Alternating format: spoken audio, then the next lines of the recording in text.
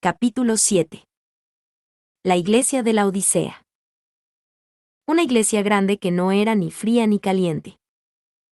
La iglesia de la Odisea disfrutó de una vida de riquezas financieras, pero se encontraban en un estado lamentable.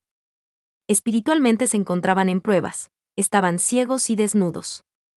El Señor los reprendió por no ser ni fríos ni calientes, y les dijo que fueran más fervientes y que se arrepintieran. Esta es la palabra dada a las iglesias de hoy que no intentan ser más entusiastas o cambiar a sí mismas diciendo, somos ricos y no tenemos necesidad de nada. Apocalipsis 3, 14 al 22. Y escribe al ángel de la iglesia en la Odisea, he aquí el Amén, el testigo fiel y verdadero, el principio de la creación de Dios, dice esto. Yo conozco tus obras, que ni eres frío ni caliente. Ojalá fueses frío o caliente. Pero por cuanto eres tibio, y no frío ni caliente, te vomitaré de mi boca. Porque tú dices, yo soy rico, y me he enriquecido, y de ninguna cosa tengo necesidad, y no sabes que tú eres un desventurado, miserable, pobre, ciego y desnudo. Por tanto, yo te aconsejo que dé y compres oro refinado en fuego, para que seas rico, y vestiduras blancas para vestirte, y que no se descubra la vergüenza de tu desnudez, y unge tus ojos con colirio, para que veas. Yo reprendo y castigo a todos los que amo, sé, pues, celoso, y arrepiéntete. He aquí, yo estoy a la puerta y llamo, si alguno oye mi voz y abre la puerta, entraré a él, y cenaré con él, y él conmigo. Al que venciere, le daré que se siente conmigo en mi trono, así como yo he vencido, y me he sentado con mi Padre en su trono. El que tiene oído, oiga lo que el Espíritu dice a las iglesias. La carta del Señor a la iglesia de la Odisea. Y escribe al ángel de la iglesia en la Odisea, he aquí el Amén, el testigo fiel y verdadero, el principio de la creación de Dios, dice esto. Apocalipsis 3, 14. El Evangelio fue predicado en la Odisea por medio de Epafrodito, un compañero de trabajo del apóstol Pablo.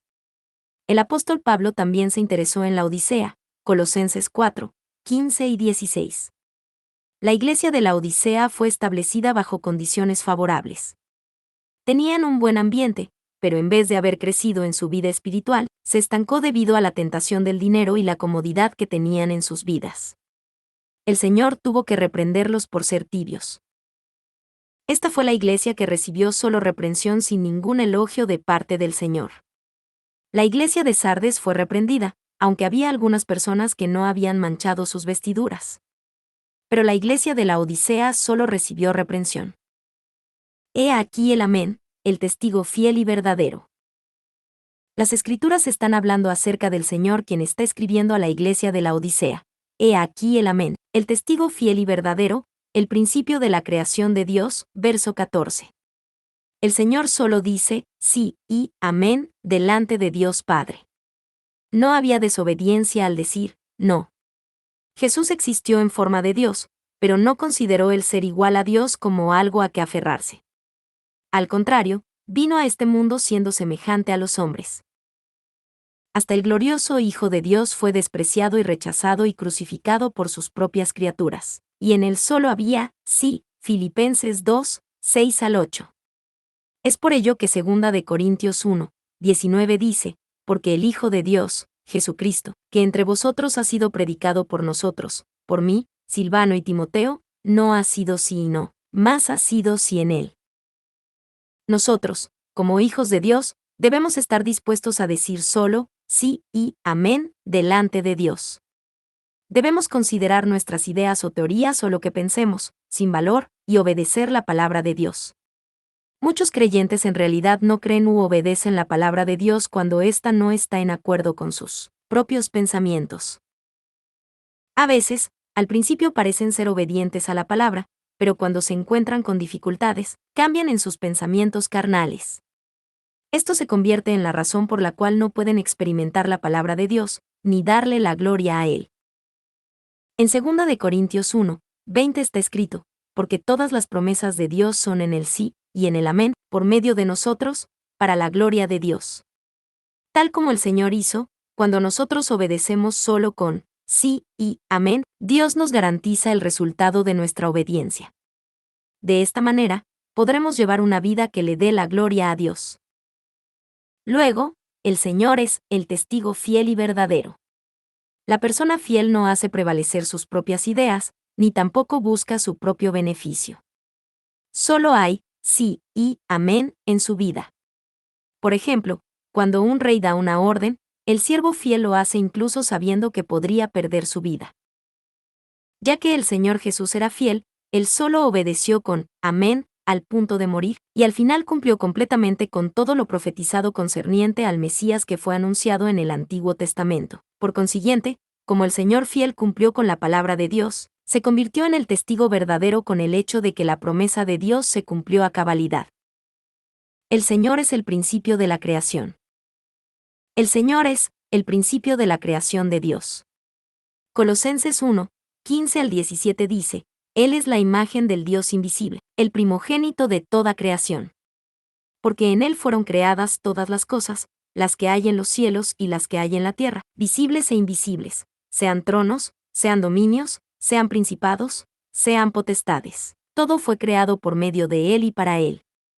Y Él es antes de todas las cosas, y todas las cosas en Él subsisten. Originalmente el universo y todo lo que hay en él fue creado por medio de la palabra de Dios. El Evangelio de Juan 1 dice, en el principio era el Verbo, y el Verbo era con Dios, y el Verbo era Dios. El Señor es el mismo en origen con Dios, y el Verbo, la palabra, que vino al mundo en carne era Jesús. Por consiguiente, el Señor es el principio de la creación de Dios. Entonces, ¿por qué el Señor explica que Él es el Amén, el testigo fiel y verdadero, el principio de la creación de Dios, antes de hablarle a la iglesia de la Odisea? Es para confirmar que toda la palabra de Dios se cumplió a cabalidad y que el juicio de Dios es justo y correcto. El Señor, quien es el principio de la creación de Dios y quien cumplió completamente toda la palabra de Dios solo con sí y amén, también quiere recordarnos el hecho de que la palabra que fue dada a la iglesia de la Odisea también se cumplirá. Las iglesias de la actualidad que son como la iglesia de la Odisea.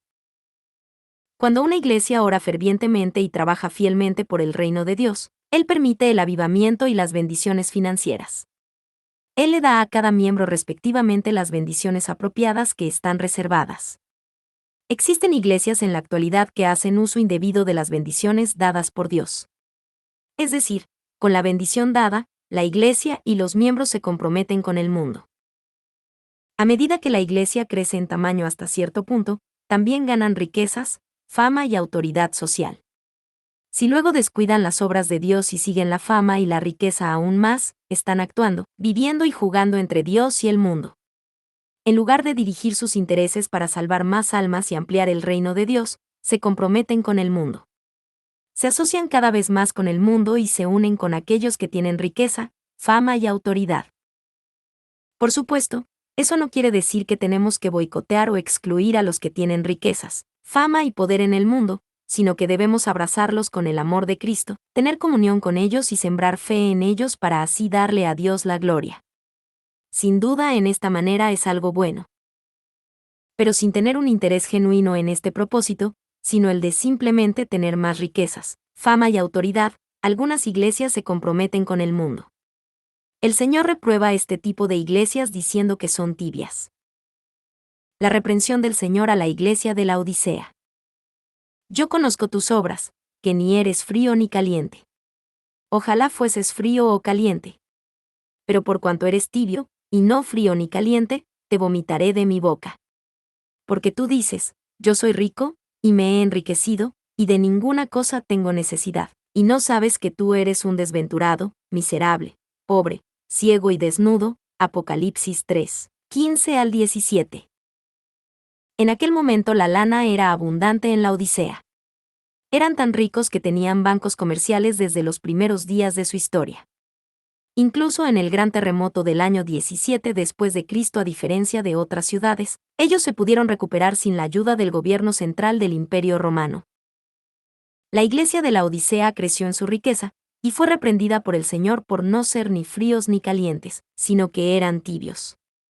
El Señor les dijo que debían ser fríos o calientes o si no Él los vomitaría de su boca. Fe tibia, ni fría ni caliente.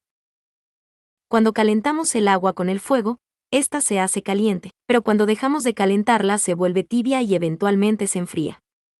Entonces, ¿qué es la fe fría, caliente y tibia? Ser frío, en lo espiritual, no tener obras del Espíritu Santo en el corazón, es la condición de no tener conexión con la salvación.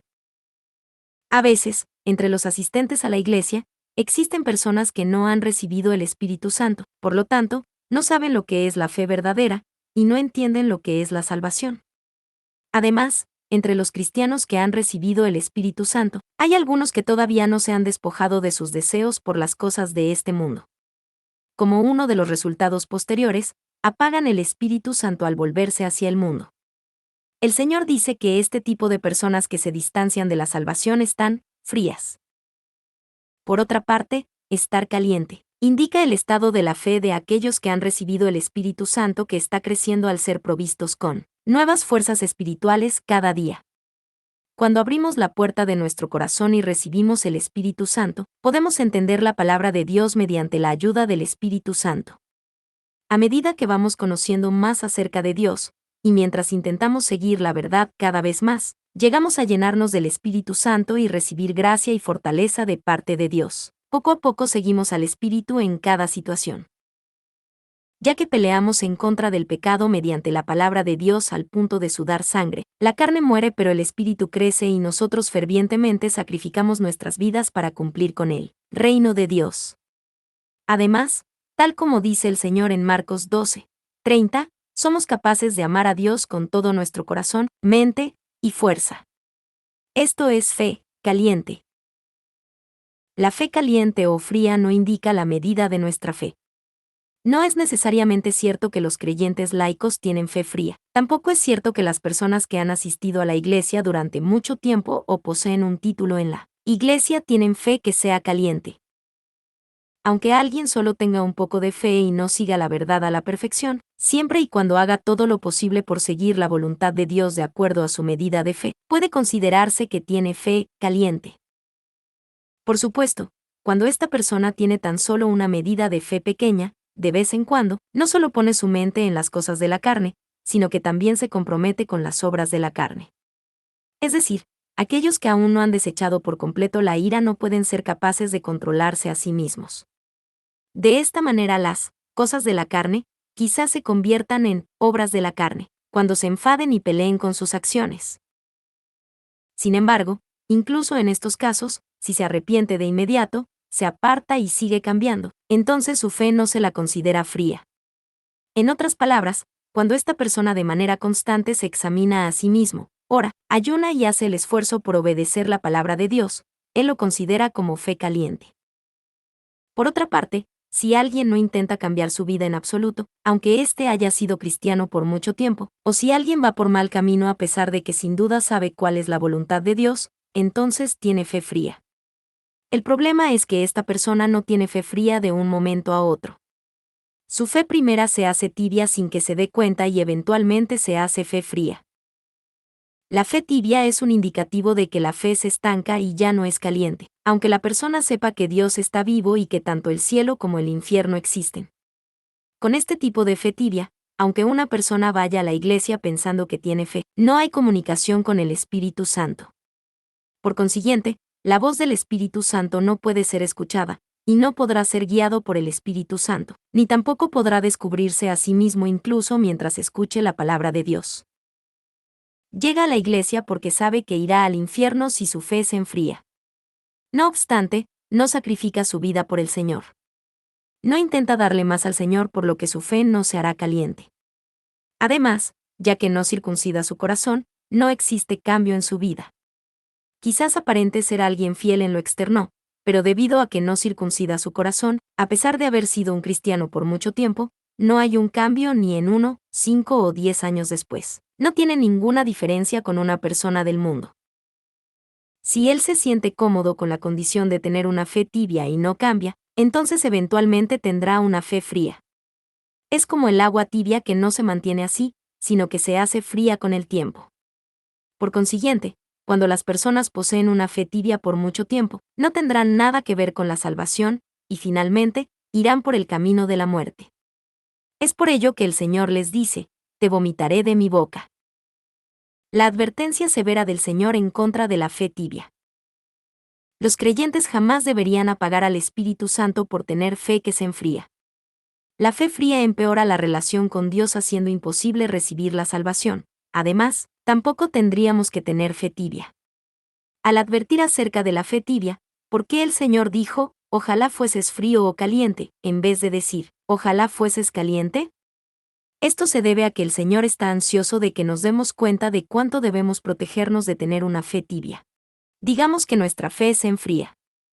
Quizás tengamos que cambiar para arrepentirnos y volver nuevamente a tener una fe caliente por medio de la disciplina. Por ejemplo, cuando cometemos pecados y Dios aparta su rostro de nosotros, puede ser que nos enfermemos o debilitemos. Puede ser que experimentemos accidentes o incluso desastres. A través de este tipo de disciplina, puede ser que tengamos la oportunidad de rasgar nuestro corazón en arrepentimiento y que recuperemos nuestra fe. No obstante, cuando nuestra fe es tibia, no es fácil obtener este tipo de oportunidades. Esto no significa que debemos tener una fe fría. De hecho, cuando atravesamos por una disciplina mientras nuestra fe es fría, no es fácil arrepentirse y cambiar. Es debido a que sentimos miedo o estamos desalentados, en vez de sentir el amor de Dios. Además, es algo necio y doloroso arrepentirse y cambiar después de encontrarnos con algo trágico y desastroso. A pesar de que podemos ser perdonados por Dios, no es fácil recuperar la relación con Dios, una vez que se ha roto. La fe tibia es un estado serio de estancamiento. Si se ve desde una perspectiva diferente, la fe tibia puede ser considerada como un estancamiento extremo de la fe. Esto es especialmente cierto para aquellos que están en el tercer nivel de fe. Deben ser capaces de examinarse a sí mismos de una manera aún más crítica. El primer nivel de fe es el nivel de aquellos que recién han aceptado al Señor y poseen la fe para recibir la salvación. En el segundo nivel de fe se encuentran aquellos que escuchan la palabra de Dios e intentan vivir por la misma. El tercer nivel de fe es, hasta cierto punto, fe madura. En el tercer nivel de fe una persona puede practicar la palabra de Dios que ha escuchado. Una vez que recibimos el Espíritu Santo y seguimos viviendo una vida diligente en la fe, es más fácil alcanzar la entrada al tercer nivel de fe. Incluso mejor, si vamos a una iglesia que tiene reuniones llenas del Espíritu y oraciones con la palabra de la verdad, nuestra fe puede crecer rápidamente en un periodo relativamente corto de tiempo. No obstante, una vez que ingresamos al tercer nivel de fe, es el momento de comenzar a cultivar nuestros corazones invisibles en vez de nuestras obras visibles. Por consiguiente, debemos invertir grandes esfuerzos con nuestro corazón, mente y fuerza. Cuando asistimos a un servicio de adoración debemos adorar en espíritu y en verdad con todo nuestro corazón, con toda nuestra mente. Y tenemos que orar más fervientemente desde lo más profundo de nuestro corazón, para que produzca el hermoso aroma del corazón. Cuando cumplimos con nuestra responsabilidad, el nivel de fidelidad debe ser diferente entre el momento en que somos nuevos creyentes y después de madurar, hasta cierto punto. En otras palabras, incluso cuando realizamos algunas responsabilidades, mientras mayor sea nuestra fe, debemos ser fieles a nuestras responsabilidades con todo nuestro amor y bondad. Las expectativas de los padres hacia los hijos son diferentes cuando ellos son simplemente niños pequeños, y cuando crecen y se convierten en adultos. Incluso el mismo tipo de perfume es muy diferente en precio de acuerdo a la concentración. Una pequeña cantidad de la esencia original concentrada de un perfume es muy costosa. Pero cuando se diluye, aunque el volumen aumenta, disminuye el precio. De la misma manera, la cantidad de obras que tengamos delante de Dios Padre puede parecer la misma aun cuando nuestra fe crece. Sin embargo, la calidad debe ser mejor con mayor amor espiritual y bondad. Ejemplos de estancamiento en la fe. Teóricamente podemos comprender bien estas cosas, pero es fácil pasarlas por alto en nuestra vida cotidiana. Debido a que nuestras obras parecen ser iguales que antes, quizás no nos demos cuenta que debemos ofrecerle a Dios aún más nuestro corazón invisible. Entonces, aunque solíamos llevar una vida cristiana diligente en la gracia de Dios, puede ser que perdamos la llenura del Espíritu Santo y quizás terminemos con una vida en la fe que solo es un hábito. Quizás fallemos una o dos veces en asistir a los servicios o a las reuniones de oración a las que asistíamos con diligencia, o incluso cuando asistimos, nuestra adoración se convierte en algo monótono. No podemos llenarnos de gozo y la inspiración del Espíritu Santo. Simplemente estamos presentes con nuestros cuerpos. Solíamos dar ofrendas a Dios con alegría, pero ahora llegamos a hacerlo solo con un sentido del deber. A veces sentimos que es algo difícil o fastidioso. Cuando la llenura del Espíritu Santo desaparece, nuestro corazón se vuelve vacío y apesadumbrado. Eventualmente nos volvemos al mundo e intentamos consolar y llenar nuestro corazón con las cosas de este mundo. Al menor descuido, podemos cometer obras de la carne y levantar un gran muro de pecado ante Dios. Si nosotros llegamos hasta este punto, no es fácil recuperar nuestro fervor, aunque nos demos cuenta de nuestro estado. Ya que no está la gracia de Dios en nuestros corazones, ni siquiera podemos concebir la idea de marchar con fe caliente. Solo queremos permanecer cómodamente en la carne. Entonces, renunciamos a la esperanza de entrar en la Nueva Jerusalén. Renunciamos a entrar donde pueden hacerlo aquellos que han desechado completamente la maldad del corazón y han sido fieles en toda la casa de Dios. Por el contrario, quizás pensemos, bueno, al menos puedo entrar al primer reino de los cielos, o basta con ser salvos. La razón por la que la fe tibia es tan peligrosa es que no podemos mantener la fe tibia ya que ésta con el tiempo se hará fría. Si nosotros dejamos reposar el agua caliente, ésta se entibiará y luego se enfriará. Otra forma de verlo es igual a no remar lo suficiente en un bote en el medio de un río. El bote no simplemente se quedará estático, sino que irá a la deriva aguas abajo. Este fue el caso con el rey Asa, el rey de Judá del reino del sur. Durante los primeros 35 años en los cuales él asumió el trono, fue un rey que dependió de Dios. Cuando su madre adoró a los ídolos, él los quitó. Le preocupó que las personas quizás siguieran sus caminos, entonces la quitó de la posición que tenía por ser madre del rey. No obstante, durante el último año de su reinado su fe se deterioró. Anteriormente, no importaba cuán fuertes fueran sus enemigos, él dependió solo en Dios y así pudo vencerlos. Pero luego, cuando un enemigo lo invadía, comenzó a depender en los hombres, hasta llegar al punto de pedir la ayuda de un rey gentil. El rey Asa fue reprendido por Dios por medio del profeta Genani, pero él no se arrepintió ni cambió. Al contrario, encarceló y persiguió al profeta. Debido a este incidente, el rey Asa fue castigado y sus pies se enfermaron gravemente. Si él hubiera mantenido su fe y confianza en Dios como el Dios de amor y misericordia, se hubiera dado cuenta de que el castigo de Dios era por amor a él. Habría entendido que Dios quería que él tuviera una oportunidad para cambiar. Sin embargo, el rey no pudo aferrarse al amor de Dios, incluso después de haber sido castigado por él, sino que, al contrario, intentó apartarse del rostro de Dios y puso su confianza en los médicos del mundo y eventualmente enfrentó la muerte. Este es un caso que nos muestra claramente la consecuencia y el resultado final de tener una fe tibia. El peligro de tener una fe tibia.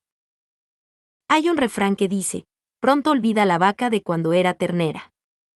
Esto significa que cuando alguien atraviesa una situación difícil con la ayuda de los demás, esta persona no recuerda aquellos tiempos en los que atravesó dichas dificultades en su vida.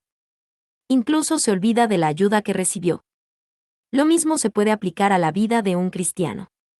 Digamos que una persona se encontraba en una situación difícil con muchos problemas. Sin embargo, oró fervientemente a Dios y recibió su gracia y bendición. Pero luego, en vez de llevar una vida de creyente más diligente, reincide en los malos hábitos y vuelve a tener amistad con las cosas de este mundo. Es por ello que Dios quiere primeramente darnos la bendición de que nuestra alma prospere, y luego darnos la bendición de que todas las cosas vayan bien. Es que para aquellos cuyas almas son prósperas, su fe nunca se enfriará o cambiará. Digamos que hay alguien cuya alma no es próspera aún. Si muestra su fe lo mejor que puede y siembra con sus oraciones mediante la fe de acuerdo a su nivel de fe, es la ley de la justicia de Dios que cosechará un fruto apropiado. Dios seguramente le dará las bendiciones del alma que prospera, y además le permitirá cosechar lo que siembra mediante la fe en ese momento. Si todos pudieran recibir una bendición solo después de que su alma prospera, entonces, ¿quién puede recibir una respuesta y bendición? Pero el asunto importante es el, después, de recibir una respuesta y una bendición.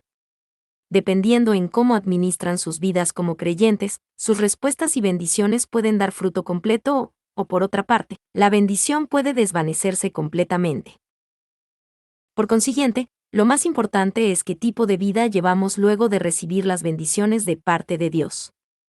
Luego de recibir las bendiciones, si simplemente nos quedamos satisfechos, nos enfriamos en la fe y hacemos amistad con el mundo para conseguir mayores riquezas y fama, seremos reprendidos por parte del Señor. La característica más importante y fundamental de la fe tibia es que intenta colocar una valla entre Dios y el mundo. En otras palabras, mientras que intenta tener un pie en las cosas del mundo y el otro afuera parado en la fe, la persona elige el lado que le da más beneficios dependiendo del tiempo y la situación. En Lucas 16:13, el Señor dice, ningún siervo puede servir a dos señores, porque o aborrecerá al uno y amará al otro, o estimará al uno y menospreciará al otro. No podéis servir a Dios y a las riquezas. En este caso, las riquezas, en este verso no solo se refieren a las cosas materiales de este mundo, esto simboliza al mundo y a las cosas del mundo. Él nos dice que no podemos amar al mundo ni a las cosas que hay en él y amar a Dios al mismo tiempo. Primera de Juan 2:15. Algunas personas piensan que es prudente nadar entre dos aguas mientras viven sus vidas creyentes, pero nunca es algo sabio, sino que es más bien algo insensato. Dios menciona que Él vomitará a dichas personas de su boca. El vomitarlos de la boca significa que Dios no los reconocerá como sus hijos y que tampoco serán salvos. Esta es una advertencia muy severa. La iglesia de la Odisea era rica en espíritu. La primera de las bienaventuranzas dice, bienaventurados los pobres en espíritu, porque de ellos es el reino de los cielos, Mateo 5:3. Aquellos que son pobres en espíritu poseen corazones humildes. Tienen la sed de buscar de Dios y de poner su confianza en Él. Sin embargo, aquellos que son ricos en espíritu están llenos de arrogancia, orgullo, egoísmo y deseos. Ellos no buscan de Dios, sino que siguen intentando llenar sus corazones con cosas de este mundo. Existen algunas personas que comienzan sus vidas en Cristo siendo pobres de espíritu, pero a medida que el tiempo pasa, sus espíritus se enriquecen. Pero a medida que los atributos carnales que habían suprimido surgen nuevamente, sus corazones son estimulados hacia las cosas mundanas. No debería ser ninguna sorpresa que a medida que llegan a poseer riqueza, fama y autoridad, su fe puede cambiar y convertirse en fe carnal. Puede parecer que están llevando vidas en la fe, pero no tienen ningún anhelo o sed por la verdad. De manera gradual oran cada vez menos hasta que por fin dejan de orar. Ahora, no hacen nada con fe, sino que su fe solo se muestra como un formalismo. Ponen la prioridad en sus propios trabajos del mundo en vez de Dios y de su obra. Ellos dicen, soy rico y no tengo necesidad de nada. Espiritualmente pobre, ciego y desnudo. El Señor dijo, y no sabes que tú eres un desventurado, miserable, pobre, ciego y desnudo, verso 17. Si se dan cuenta y reconocen sus defectos, recibirán la oportunidad de poder cambiar y aferrarse a Dios. Pero aquellos que tienen una fe tibia piensan de sí mismos que son ricos. Por ello son incapaces de darse cuenta de sus defectos, por lo que no los reconocen. El Espíritu Santo gim, pero ellos no lo pueden reconocer. Por lo tanto, no intentan ser fervientes o cambiar sus vidas. Puede ser que en el área física no tengan necesidad de nada, pero si continúan yendo por el mismo camino terminarán muy alejados de la salvación. Es por ello que son desventurados. Además, la riqueza de la que disfrutan en esta tierra es solo momentánea. Aquellos que acumulan recompensas en el reino de los cielos son verdaderamente personas ricas. Las personas que poseen una fe tibia no son fieles a los ojos de Dios. Ellos no siembran delante de Dios ya que desean ardientemente el dinero. En pocas palabras, no tienen nada que hayan acumulado en el cielo. Por consiguiente, incluso si se arrepienten, apenas reciben salvación y van al cielo, no tienen ninguna recompensa por recibir. Es por esto que a tales personas se las llama pobres. Las personas que entienden la palabra espiritualmente tendrán absoluta confianza por la vida eterna. Por lo tanto, diligentemente se encuentran a sí mismos en la palabra y salen de las tinieblas y entran a la luz. Para poder acumular recompensas en el cielo, tienen que ser fieles y con empeño sembrar para el reino de Dios. Por otra parte, aquellos que poseen una fe tibia no conocen acerca del mundo espiritual. En lugar de la esperanza de la vida futura, solo ven la realidad del mundo que les rodea. Esto es a lo que se refiere cuando se dice que están espiritualmente ciegos. Aquellos que están espiritualmente ciegos no pueden encontrar las tinieblas dentro de sí mismos, sino que permanecen en las tinieblas, Mateo 6, 22 y 23. Por consiguiente, no pueden colocarse la vestidura de justicia que será digna para los hijos de Dios. Es por ello que también se les dice que están desnudos. Estas vestiduras representan el corazón del hombre. Colocarse las vestiduras de justicia significa circuncidar el corazón y alcanzar la justicia en el corazón. No obstante, debido a que aquellos con fe tibia no circuncidan sus corazones ni viven mediante la palabra, sus corazones siguen estando llenos de maldad y viven en las tinieblas. Esto es para revelar su vergüenza de la desnudez en un sentido espiritual. Ponerse ropa espléndidamente bella por fuera no quiere decir que sean verdaderamente hermosos. Si las personas no circuncidan sus corazones, sino que mantienen la maldad en ellos, no importa cuán hermosa sea la ropa que utilicen por fuera, desde la perspectiva de Dios están revelando la vergüenza de su desnudez. Vestiremos lino fino y resplandeciente en el cielo donde no hay tinieblas en absoluto, y el fino lino son las acciones justas de los santos. Apocalipsis 19, 8. El cielo es solo para aquellos que viven mediante la palabra de Dios, se quitan la ropa carnal que está manchada del pecado, y se colocan las vestiduras hermosas de la justicia. Mateo 22, 10 al 14. Por consiguiente, para poder ingresar al cielo como novias hermosas que le darán la bienvenida al Señor, debemos diligentemente adornar nuestras vidas como su esposa y vestir el lino fino. Para lograr esto, debemos llevar vidas de creyentes que no tienen nada que ver con la fe tibia. No debemos tener nada que ver con la vida de un desventurado, miserable, pobre, ciego y desnudo. El consejo del Señor a la iglesia de la Odisea. Por tanto, yo te aconsejo que dé y compres oro refinado en fuego, para que seas rico, y vestiduras blancas para vestirte, y que no se descubra la vergüenza de tu desnudez, y unge tus ojos con colirio, para que veas. Yo reprendo y castigo a todos los que amo, sé, pues, celoso, y arrepiéntete. Apocalipsis 3, 18 y 19. La iglesia de la Odisea no se dio cuenta lo que le faltaba, sino que simplemente pensaron que eran ricos. Aún así, el Señor quería que ellos se arrepintieran y cambiaran. Les dice con detalle de qué manera son pobres, ciegos y espiritualmente desnudos con su consejo. El Señor quiere que tengamos la fe de oro puro. Primero, Él dijo, por tanto, yo te aconsejo que dé y compres oro refinado en fuego, para que seas rico. Verso 18. Así como las personas del mundo valoran en gran manera el oro, el Señor compara la fe con el oro refinado en fuego, ya que la fe es lo más preciado en la vida cristiana. Por consiguiente, que dé y compres oro refinado en fuego, para que seas rico, significa poseer fe que sea inmutable como el oro. Podemos ser salvos e ir al cielo solo cuando poseemos fe. Solo cuando tenemos fe podemos recibir respuestas a cualquier cosa que pidamos. Mateo 9, 29. No deberíamos profesar nuestra fe solamente de labios para afuera, sino que nuestra fe debería estar acompañada con las obras vivientes por medio de la palabra de Dios. Este tipo de fe se la conoce como fe espiritual. En la Biblia, este tipo de fe es comparada con el oro puro.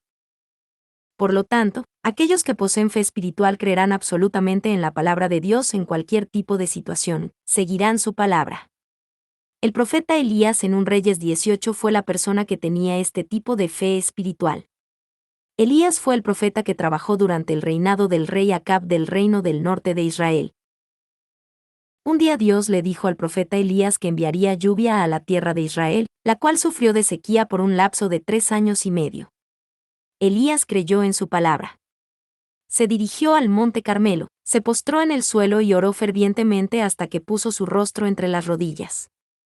Oró 7 veces y finalmente recibió la respuesta de una gran lluvia. El número 7 significa ser perfecto y completo. El hecho de que él recibió la respuesta luego de la 7ª vez, significa que él creyó hasta el final, oró y así recibió la respuesta.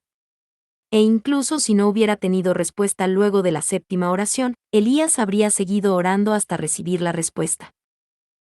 Esto se debió a que Elías creyó absolutamente la palabra que Dios un día le habló. Creer en Dios hasta el final, en quien nosotros una vez creímos, es fe espiritual que se compara al oro puro. Pero este tipo de fe no puede ser dada con facilidad. Al igual que las personas deben purificar el oro con el fuego hasta que quede oro puro, también debe darse el proceso de purificación para poseer el tipo de fe que es como el oro puro. Nosotros debemos vencer muchas pruebas y aflicciones, luchar contra el pecado hasta el punto de derramar sangre y soportar con paciencia para vivir mediante la palabra. Por medio de este proceso de refinamiento podemos poseer fe como el oro puro. Ojos espirituales y santidad en el corazón. La iglesia de la Odisea fue rica en corazón y espiritualmente desnuda. El Señor les dice, compres vestiduras blancas para vestirte, y que no se descubra la vergüenza de tu desnudez. Verso 18. En este caso las vestiduras blancas representan las obras santas de los santos, las cuales surgen de un corazón que es santo. Esto se debe a que en realidad lo que está en nuestro corazón es lo que sale por los labios y las obras, tal como el Señor menciona en Mateo 12:34 que dice, generación de víboras. ¿Cómo podéis hablar lo bueno, siendo malos? Porque de la abundancia del corazón habla la boca. Aquellas personas hipócritas que no hacen sus corazones santos, sino que hacen una demostración o pretenden ser santos por fuera, no pueden esconderse de Dios. Él examina sus corazones. Y eventualmente la maldad en sus corazones es revelada. Por consiguiente, y vestiduras blancas para vestirte, significa despojarse de las tinieblas y la falsedad del corazón y cultivar el corazón en un corazón blanco de la verdad. Solo cuando hagamos esto podremos colocarnos las vestiduras de la justicia para que de esta manera la vergüenza de la desnudez no sea revelada. Sin embargo, ¿cuántas personas hoy revelan su vergüenza de la desnudez sin reconocer que están desnudos? Incluso existen personas que no sienten vergüenza mientras hacen cosas que son peores que las que un animal haría. Quizás tengamos un corazón negro, manchado con el pecado y aún así no nos demos cuenta de las tinieblas en nosotros. Puede ser que hayamos perdido el deber del hombre y la imagen de Dios. Debemos reconocer que estas cosas son como estar espiritualmente desnudos y cosas que causan vergüenza. Algunas personas profesan su fe en Dios, pero ni siquiera reconocen que están espiritualmente desnudos. Estas personas están espiritualmente ciegas. A este tipo de personas el Señor les aconseja, y unge tus ojos con colirio, para que veas, verso 18. Mientras vivimos mediante la palabra de Dios con fe, gradualmente llegamos a escuchar la voz del Espíritu Santo, y llegamos a conocer lo que es la verdad, y lo que es el pecado. Cuando llegamos a poseer un sentido espiritual, esto es también tener los ojos espirituales abiertos. El momento que nuestros ojos espirituales están abiertos, podemos comprender la palabra de Dios, tener esperanza por el cielo, encontrar nuestro verdadero yo, de acuerdo a la palabra y cambiar nuestra vida según la verdad. Tener los ojos espirituales abiertos puede conllevar el significado de estar dispuestos a ver el mundo espiritual por medio de los ojos espirituales. Pero el significado más importante es el de comprender la voluntad de Dios al escuchar su palabra, y el de cambiar nuestro ser a la verdad por medio del entendimiento que recibimos. Si una persona tiene sus ojos espirituales abiertos, conoce acerca de Dios y puede darse cuenta de cuál es su voluntad, seguramente no tendrá amistad con el mundo, sino que se esforzará por encontrar sus tinieblas, de acuerdo a la palabra y cambiar a la verdad. Este tipo de persona es aquel que vive en la luz, quien tiene profunda comunión con Dios, y será amado por Dios mucho más. El amor de Dios en la reprensión. La iglesia de la Laodicea ha recibido serias advertencias y consejos del Señor. Entonces, el Señor nuevamente les instó a que se alejaran de la fe impropia. Yo reprendo y castigo a todos los que amo. Sé, pues, celoso, y arrepiéntete. Verso 19. Esta declaración muestra claramente la razón y el propósito de la reprensión de Dios. Él reprende debido al amor, y el propósito de la reprensión es para que las personas se arrepientan por medio de ello y que sean celosos. Hebreos 12:6-8. Cuando los hijos van por el mal camino, si los padres aman a sus hijos, intentarán corregirlos incluso con una vara. Si un hijo no quiere escuchar el consejo de sus padres, quizás ellos lo castiguen para que los hijos lo tengan presente y no se olviden. Si los padres están preocupados acerca del dolor que sus hijos tendrán que enfrentar y por ello no los disciplinan, no podemos decir que realmente aman a sus hijos. También hubo una persona como esta en la Biblia. Era el sacerdote Elí durante el tiempo de los jueces en Israel. Sus 2 hijos estaban haciendo lo malo, estaban profanando el santuario de Dios. Como un sacerdote, Elí solo les dijo que ya no lo siguieran haciendo sin darles ningún castigo. Las malas obras de sus hijos continuaron, y finalmente la ira de Dios vino sobre ellos. Sus 2 hijos murieron en una batalla. El sacerdote Elí se sorprendió tanto al escuchar la noticia que cayó de su asiento y se rompió el cuello, causándole la muerte. La razón por la que Dios permite que sus hijos sean castigados es por amor a ellos. Si no hay reprensión y castigo incluso después de que un hijo comete pecado, el hijo no reconocerá ninguna de las faltas. El hijo eventualmente caerá en pecados más graves, y al final no podrá sino ir por el camino de la muerte de acuerdo a la ley del mundo espiritual que dice que la paga del pecado es la muerte. Deberíamos sentir este amor de Dios el Padre en nuestros corazones. Si nosotros podemos sentir este amor de Dios en su reprensión, podremos arrepentirnos, apartarnos y cambiar. Por otra parte, si no nos damos cuenta de nada incluso después de recibir ciertas reprensiones, no habrá razón para el castigo de Dios. Por consiguiente, no habrá más castigo incluso si después cometemos pecados. Si un creyente es próspero y no hay castigo incluso cuando no vive mediante la palabra, sino que comete pecados, significa que Dios ha apartado su rostro de dicha persona. Entonces, no hay situación más lamentable que esta. Si se trata de un hijo amado de Dios, cuando vaya por el mal camino, Dios no le permitirá dirigirse como un hijo inteligente, sino que lo castigará. Esto es más bien una bendición para el hijo que está siendo castigado. Puede ser que el castigo sea atemorizante y aterrador en ese momento. Pero si piensa para sí mismo, sin este castigo, ¿en qué me habría convertido?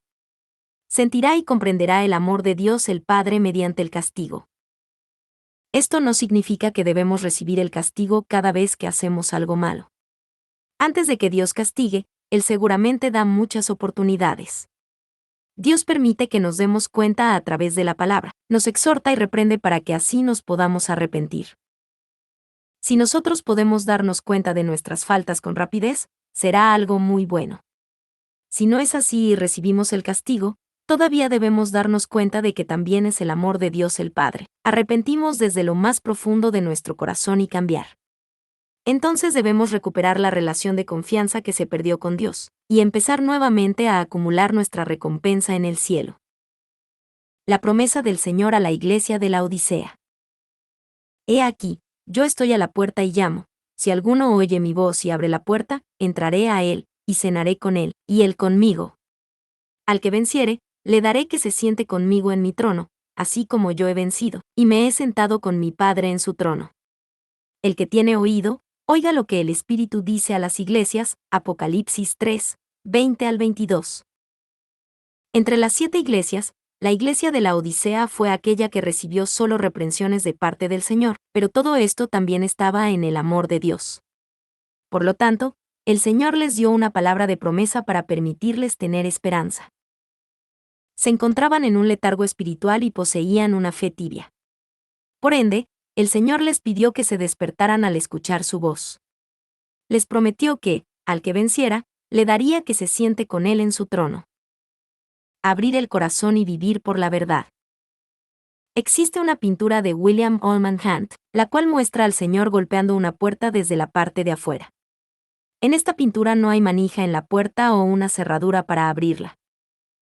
Significa que esta puerta solo puede ser abierta desde la parte interna cuando el Señor llama a la puerta. Se trata de una representación del Señor que llama a la puerta de nuestro corazón. De igual manera, el Señor le dice a los miembros de la iglesia de la Odisea: He aquí, yo estoy a la puerta y llamo. Si alguno oye mi voz y abre la puerta, entraré a él, y cenaré con él, y él conmigo. Verso 20. Primeramente, el significado de yo estoy a la puerta y llamo es que el Señor llama a nuestro corazón con la palabra de la verdad. Cuando escuchamos la palabra de Dios, debemos guardarla en nuestro corazón. Para poder hacer esto, Primeramente, la palabra de la verdad tiene que entrar por la puerta de nuestros pensamientos, y luego debe entrar a nosotros por medio de la puerta del corazón. Una vez que la palabra ingresa a nuestro corazón de esta manera, podemos vivir gradualmente mediante la palabra. Entonces a esto se lo conoce como comer y beber con el Señor. Sin embargo, aunque abramos la puerta de los pensamientos y aceptemos la palabra, si la puerta de nuestro corazón no está abierta, la palabra se mantendrá como mero conocimiento en nuestro cerebro. Esta es la llamada fe como mero conocimiento, es la fe muerta que no está acompañada con obras. Aquellos que poseen esta fe, eventualmente tendrán una fe tibia. A pesar de que han llevado una vida de creyentes por un largo periodo de tiempo, y han escuchado muchas palabras, debido a que no han cultivado la palabra en sus corazones, no pueden poseer fe espiritual, es decir, la fe para creer desde lo profundo del corazón. Se convierten en simples feligreses. A pesar de que el Señor es todopoderoso, Él no obliga a nadie a abrir la puerta de su corazón. Si Dios forzara a una persona a que abriera la puerta de su corazón y le permitiera poseer fe espiritual, ¿hubiera alguien en este mundo que no pudiera recibir la salvación? No habría el cultivo de la humanidad mediante la justicia. Dios ha otorgado a cada persona el libre albedrío. Él anhela tener hijos verdaderos que crean en Dios y lo amen desde lo profundo de sus corazones con su propia voluntad. Por consiguiente, debemos comprender que aunque el Señor está llamando a la puerta de nuestra mente y corazón, somos nosotros los que abrimos la puerta. Si realmente amamos a Dios, seguramente abriremos la puerta de nuestro corazón, cenaremos con Él y viviremos mediante la palabra de la verdad. Bendición de sentarse con el Señor. Si nosotros abrimos la puerta de nuestro corazón, aceptamos la palabra de la verdad y cenamos y bebemos con el Señor mediante la práctica de la palabra, podremos vencer al mundo y al enemigo diablo. A tales personas el Señor les dice: al que venciere, le daré que se siente conmigo en mi trono, así como yo he vencido, y me he sentado con mi Padre en su trono. Verso 21. Al igual que el Señor que venció a la autoridad de la muerte y se sentó a la diestra de Dios, aquellos que vencieren también se podrán sentar en el trono de la salvación. A pesar de que el Señor le habló solo palabras de reproche a la iglesia de la Odisea por su fe tibia, Él dijo al final que la puerta de la salvación aún estaba abierta para ellos si se arrepentían y cambiaban. Hasta que la puerta del arca de salvación esté completamente cerrada, aún siguen teniendo oportunidad. Es por ellos que el Señor les sigue hablando de esta manera con un gran deseo en su corazón. Debemos vencer y continuar haciéndolo hasta el final.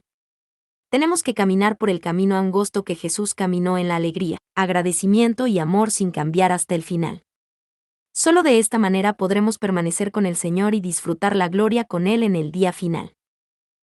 Pero hay algunas personas que parecen vencer en algún momento, pero luego se dan por vencidos a medio camino y ya no puedan participar en la bendición y la gloria. Examinemos nuestra fe con la palabra que el Señor le dio a la iglesia de la Odisea. Si nuestra fe ha sido tibia, arrepintámonos rápidamente y cambiemos. Parémonos en las filas de los que vencerán hasta el final, o mejor aún, permanezcamos cerca del trono del Señor aferrándonos con fuerza a un mejor lugar en el reino de los cielos. El amor de Dios inmerso en el mensaje a las 7 iglesias. He aquí, vengo pronto.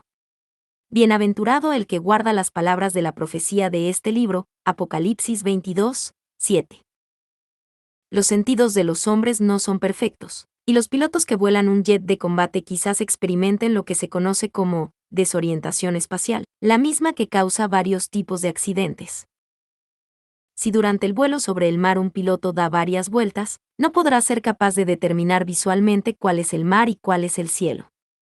O si no, luego de volar a alta velocidad verticalmente, de repente reduce su velocidad, el jet de combate continúa subiendo, pero el piloto siente que está cayendo al suelo. Para que el piloto no sufra de desorientación espacial, este debe confiar en los indicadores y escalas. Ellos tienen que juzgar la velocidad y dirección de acuerdo con los indicadores, no por sus sentimientos. Lo mismo sucede con nuestra fe. Los pensamientos del hombre como criatura, y los pensamientos de Dios el Creador, son diferentes. Por consiguiente, si vivimos nuestras vidas en Cristo a nuestra manera, quizás nos desorientemos. Este fue el caso con la mayoría de las 7 iglesias descritas en el libro de Apocalipsis. Cada iglesia tenía su propio fervor y pensaban que estaban haciendo la obra de Dios. No obstante, algunas iglesias recibieron reproches y otros consejos de parte del Señor. También hoy, muchas iglesias dicen que adoran al Señor, oran a Dios y lo aman. Pero ¿cuántas iglesias son realmente agradables a los ojos de Dios? Los mensajes dados a las 7 iglesias son un buen estándar para examinar nuestra fe. Nos dice claramente cuál iglesia fue alabada y elogiada, y cuáles fueron reprendidas por el Señor. Por lo tanto, debemos darnos cuenta a qué tipo de iglesia estamos asistiendo en la actualidad.